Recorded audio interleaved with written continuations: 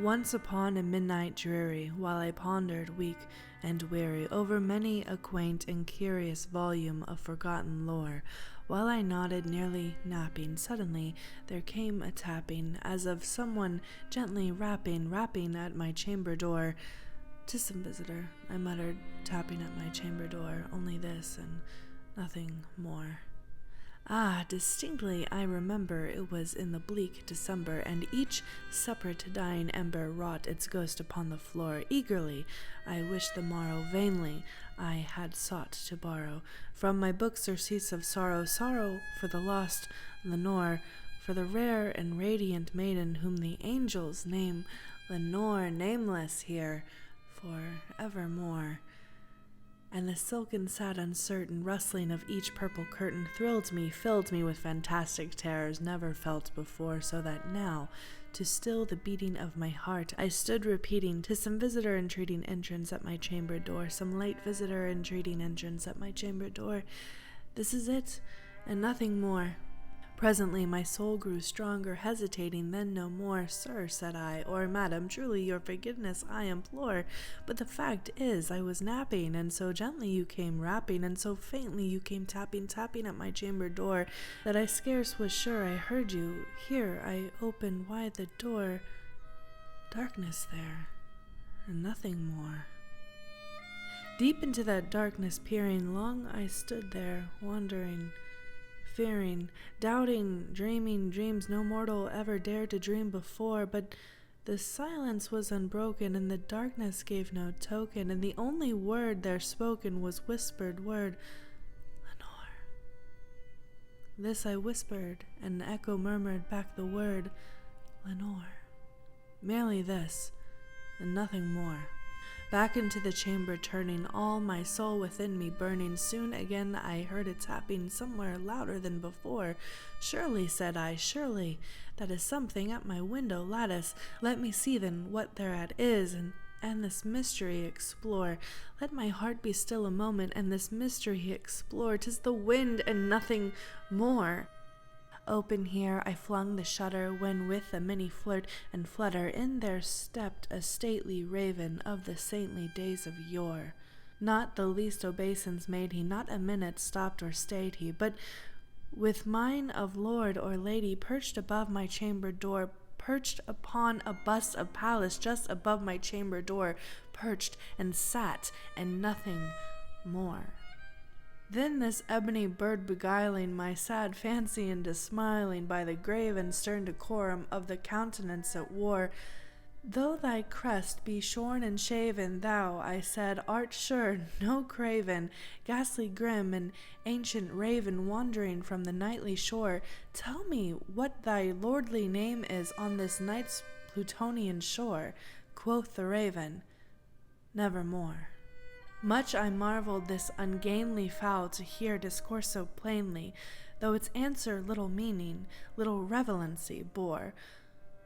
For we cannot help agreeing that no living human being ever yet was blessed with seeing bird above his chamber door, bird or beast above the sculpted bust above his chamber door, with such name as Nevermore.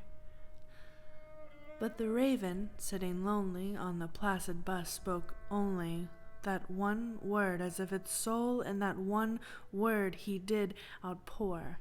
Nothing further then he uttered, not a feather then he fluttered, till I scarcely more than muttered, "Other friends have flown before. On the morrow he will leave me, as my hopes have flown before." Then the bird said, "Nevermore." Startled at the stillness broken by reply so aptly spoken, "Doubtless," said I, "what it utters is only stock and store caught from some unhappy master, whom unmerciful disaster followed fast and followed faster, till his songs one burden bore, till the dirges of his hope that melancholy burden bore of nevermore."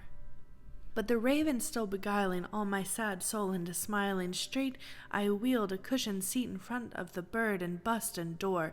Then, upon the velvet sinking, I betook myself to linking fancy into fancy, thinking, What this ominous bird of yore, what his grim, ungainly, ghastly, gaunt, and ominous bird of yore meant in croaking, nevermore. This I sat engaging and guessing, but no syllable expressing to the fowl whose fiery eyes now burned into my bosom's core. This and more I sat divining with my head at ease, reclining on the cushion's velvet lining that lamp light gloated o'er, but whose velvet violet lining with the lamp lighting gloating o'er she shall press, nevermore. Then methought the air grew denser, perfumed from an unseen censer, swung by seraphim whose footfalls tinkled on the tufted floor. Wretch, I cried, thy God has sent thee by these angels. He has sent thee respite and nepathy from thy memories of Lenore. Quaff, oh quaff this kind nepathy, and forget this loth Lenore. Quoth the raven, nevermore. Prophet, said I, thing of evil, prophet still, if bird or devil, whether tempter sent or whether tempest tossed thee here ashore, desolate yet all undaunted on this desert land enchanted, on this home by horror haunted, tell me truly, I implore, is there balm of Gilead? Tell me, I implore. Quoth the raven, nevermore. Prophet, said I, thing of evil, prophet still, if bird or devil, by the heaven that bends above us, by the God we both adore, tell this soul with sorrow laden, if the distant Aden, it shall clasp a sainted maiden, whom the angels name Lenore, clasp a rare and radiant maiden from the angels name Lenore. Quoth the raven, nevermore. Be that word our sign of parting, bird or fiend, I shrieked, upstarting. Get thee back into the tempest and night Plutonian shore. Leave no black plume as a token of that lie thy soul hath spoken. Leave my loneliness unbroken. Quilt the bust above my door. Take thy beak from out my heart, and take thy form from off my door. Quoth the raven, nevermore.